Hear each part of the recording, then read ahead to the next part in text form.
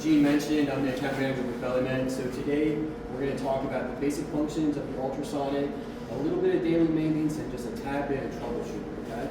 So we'll jump right into it. So if you open this up, you really see it's going to, you want to say disconnect?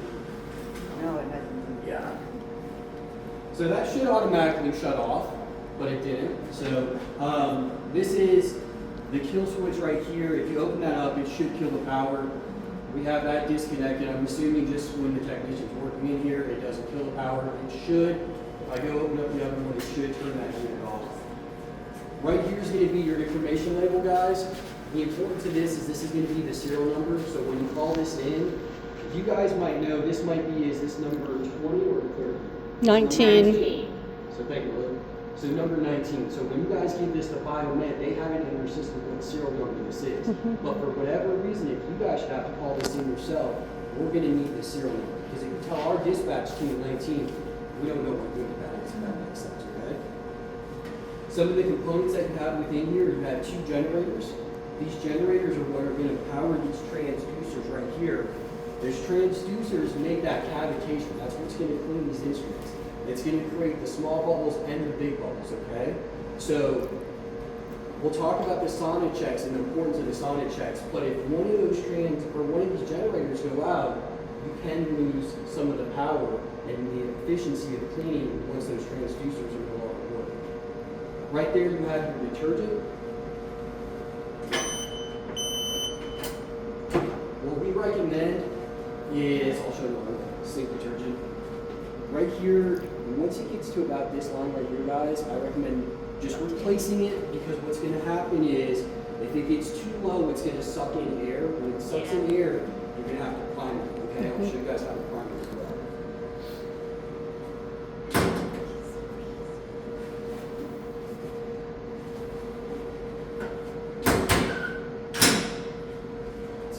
We all know there's a kick switch right here. This is how you can open or close the door. What I like about this unit that's kind of a newer feature is you can open up this door. So if there's an instrument stuck inside, you can just simply open this up and you don't always have to use that kick switch, okay? What I need is you can just strap it like so. And then you can get the instruments. Over here we're going to have our 3 cycles. Can anyone tell me the difference between the general instrument cycle and the cannula cycle?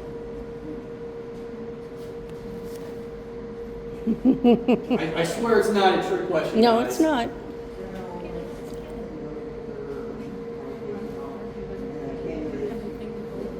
Exactly. Cannulated is where we put the tubing on. So this young lady said it best, guys, and that's exactly right. That's the main difference from general instrument and cavitation, okay? You got 2 CI pumps in the back, and you're going to hear those pumps sometimes. They'll go womp, womp, womp, womp, right? What it is it's pumping water, which is then going through all those instruments that need maybe your box locks. Same thing with your Da Vinci arms, okay? Da Vinci arms is just going to be a tad longer cycle. So whatever you do, if you have any cannula instruments, Da Vinci arms, please select what cycle you need and then run it. There has been some controversy over how to run these cycles. You can do general instruments on top, Da Vinci arms on the bottom, okay?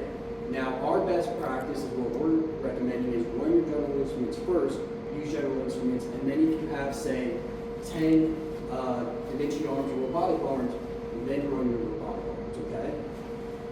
Any questions about the cycles? So if you guys could come all over here real quick, I just want to show you this.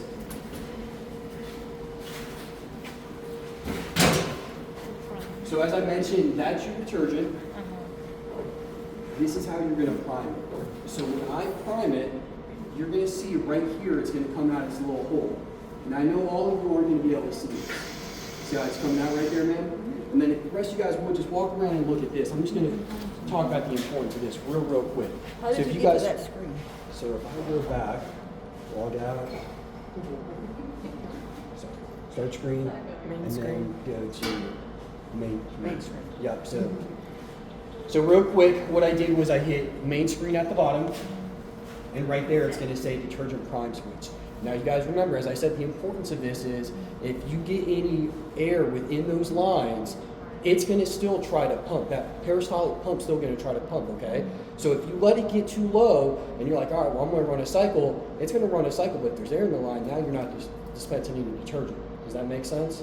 Okay, gotcha. So when I hit this, if you guys can all look, you guys see it coming out of that port right there to the right? Okay. So let's say you guys get any air in the line, okay? Once you get air in the line, if you have air in the line and I hit that switch, we're going to see if you have air in the line. Nothing. Bubbles? Nothing. Nothing. Yeah, or bubbles. Right? You might see very, very little detergent like that gentleman just said, or nothing at all like Gene mentioned, okay? What you want to do when you have air in the lines is, you guys won't have this if you replace it soon enough, but if you have air in the lines, you want to run it until you start seeing detergent come out, okay? Once you got detergent coming out, that means that the ultrasonic spray, okay? Now for daily maintenance, there's really not much to it, okay? We're going to do an audio and a visual inspection. When I say an audio inspection, if it's making any weird noises whatsoever, it's getting extremely loud, don't use it, call it in, let your supervisor know, okay?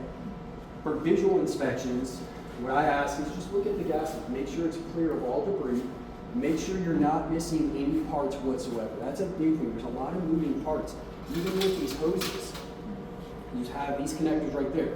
If these connectors are missing, right, and say I'm missing, just hypothetically, say I'm missing half of these, right, when I go to pump any sort of water through this, it's going to kill my pressure because now all that pressure is going through the cannulated instruments or the Da Vinci arms. It's going to be coming out of these hoses that are missing these inserts, if that makes sense, okay, guys?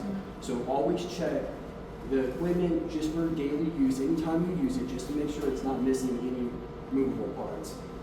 These nozzles right here, these are your wash nozzles. Let's just make sure they're not missing. And then, right here, this is going to be your fill port for your water. You got your detergent right there. Let's say you drop something in here. Oh, yeah, the questions are, okay. So, if you drop something in here, simply just take it out. Put this in here.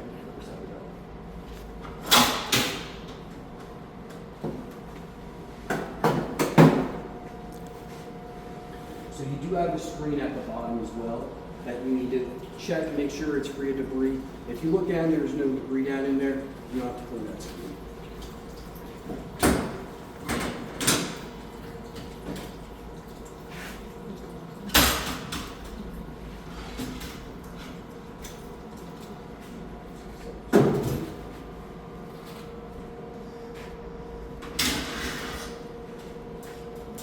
Guys, this is where you get to that screen. Can you guys all see that screen down in there?